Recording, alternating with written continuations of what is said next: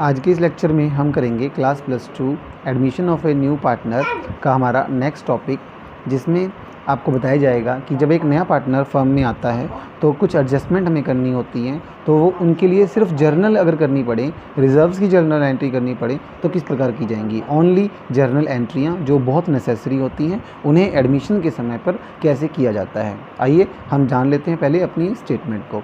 Statement में लिखा गया है कि अनिल और बीना दो पार्टनर्स हैं, ठीक है, और उनका जो प्रॉफिट शेयरिंग रेशो है वो है 4:3, यानी कि 4:3, यानी कि 4/7 और 3/7।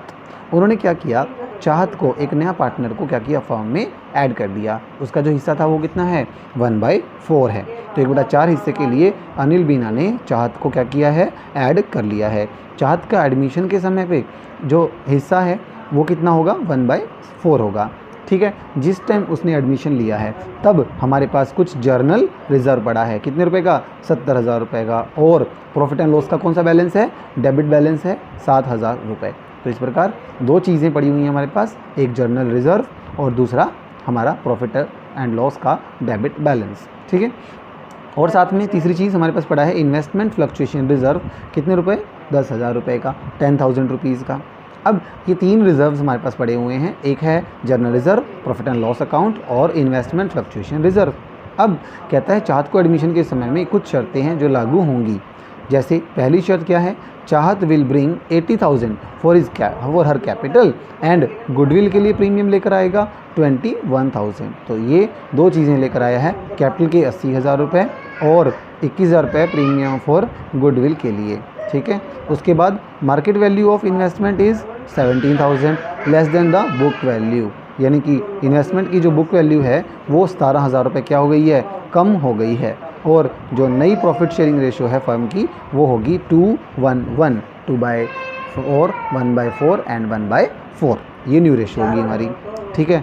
तो आपको जर्नल एंट्री करनी है जब चाहत का क्या हो, एडमिशन हो जाता है। तो आइए 1 बाय 1 हम चारों चीज़ों की एंट्री करेंगे। सबसे पहले जर्नल रिजर्व, देखिए स्टेटमेंट में लिखा गया है जर्नल रिजर्व है कितने रुपए का, 70,000 रुपीज़ का। तो पहले एक काम करते हैं, रिजर्व को ख़त्म कर देते हैं।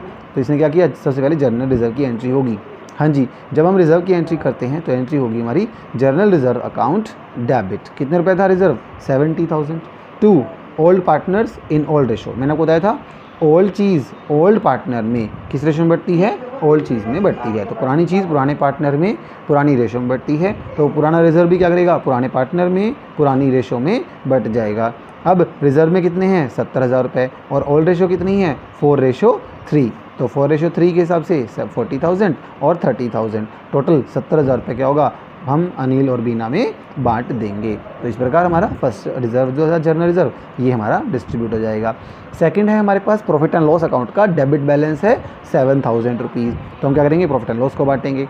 हाँ जी, प्रॉफिट एंड लॉस का हमारा कौन सा बैलेंस है, डेबिट बैलेंस, इसलिए उसको ख़त्म करने के लिए क्या करना पड़ेगा, क्रेडिट करना पड़ेगा। तो प्रॉफिट एंड लॉस का जो बैलेंस है वो भी कितना है हमारा, 7,000 रुपीज़ है। अब 7,000 रुपये को हमने क्या करना है, अनिल और बीना में बांट देना है। तो प्रॉफिट एंड लॉस क्या हो गया, क्रेडिट, तो पार्टनर्स क्या हो जाएंगे, डेबिट, और पार्टनर के नाम क्या हैं, एक है अनिल और दूसरा है बीना। तो अनिल बीना दोनों हो जाएंगे डेबिट और 2 हो जाएगा प्रॉफिट एंड लॉस अकाउंट। तो अनिल और बीना के डेबिट कितने होंगे, इसको हम ओल्ड रेशो में बांट देंगे। मैंने आपको अभी बताया था पुरानी चीज़ पुराने पार्टनर में पुरानी रेशो में बढ़ती है। तो पुरानी रेशो में बढ़ गया ये 4:3 में, और हो गया 4,000 और 3,000 रुपीज़। तो ये था हमारा प्रॉफिट एंड लॉस का डेबिट बैलेंस। अगर हमारा हो तो उसे कैसे रिमूव किया जाता है।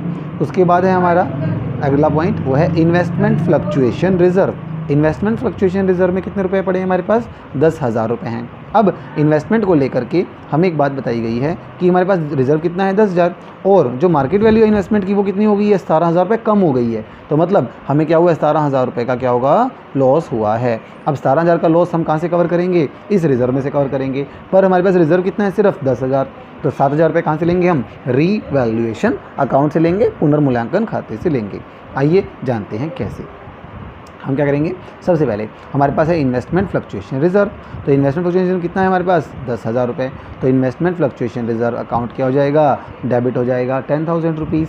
और जो 7,000 रुपये हमें चाहिए वो कहाँ से ले लेंगे हम, रीवैल्यूएशन अकाउंट से। तो रीवैल्यूएशन अकाउंट डेबिट हो जाएगा 7,000 रुपीज़। और टू इन्वेस्टमेंट, जो इन्वेस्टमेंट की वैल्यू कितनी कम हो गई है, 17,000। एसेट की वैल्यू कम हो गई तो उसे हम क्या करते हैं, क्रेडिट करते हैं। तो 17,000 रुपये क्रेडिट हो जाएंगे। 10,000 तो रिजर्व में से यूज़ कर लो, 7,000 रुपये कहाँ से आ जाएंगे, रीवैल्यूएशन अकाउंट से आ जाएंगे।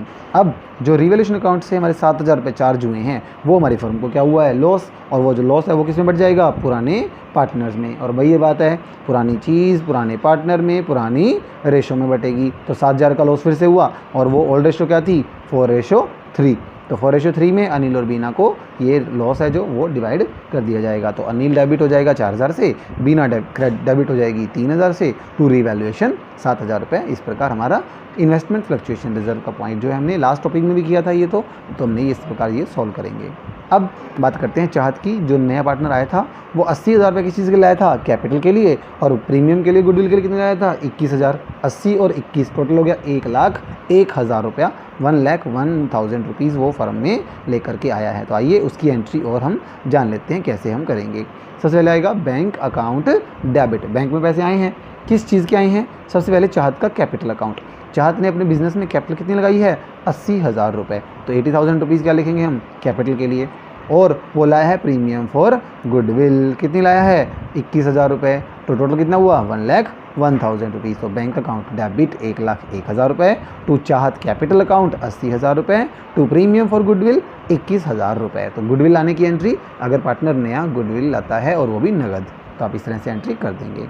अब जो प्रीमियम लाया था गुडविल का उसे हम क्या करेंगे, पार्टनर्स में डिस्ट्रीब्यूट कर देंगे। तो हम प्रीमियम जो है ट्रांसफ़र कर देंगे, कौन सी रेशो में करेंगे, सैक्रिफाइस रेशो में करेंगे। अब सैक्रिफाइस रेशो निकालने का फॉर्मूला था हमारे पास, हाँ जी, सैक्रिफाइस रेशो को निकालने का फॉर्मूला क्या होता है, old ratio minus new ratio. तो ओल्ड माइनस न्यू करेंगे तो आपकी सैक्रिफाइस रेशो निकल जाएगी। अब जो सैक्रिफाइस रेशो आई है वो आई है 2:5। तो हम 21,000 रुपये जो गुडविल आया था उसको हम 6,000, 15,000 कौन सी रेशो में बढ़ जाएगी, 2:5 में बढ़ जाएगी। तो ये हो गया हमारी एंट्री, पहली bank account debit to capital account और टू प्रीमियम फॉर गुडविल। और अगली entry premium for goodwill account debit to old partners in sacrifice ratio. तो ये आ गया हमारा 6 और 15, 21,000 रुपये बट गए। आइए जानते हैं सैक्रिफाइस रेशो जो 2:5 है वो कैसे आई है। तो देखो हमारे पास ओल्ड रेशो है 4/7, 3/7, न्यू रेशो क्या थी 2/4, 1/4, 1/4। तो इस प्रकार हमारी जो सैक्रिफाइस रेशो है वो इस तरह से निकलेगी, अनिल की sacrifice old minus new. Old कितनी थी 4/7, न्यू कितनी थी 2/4 और आ गया 2/28।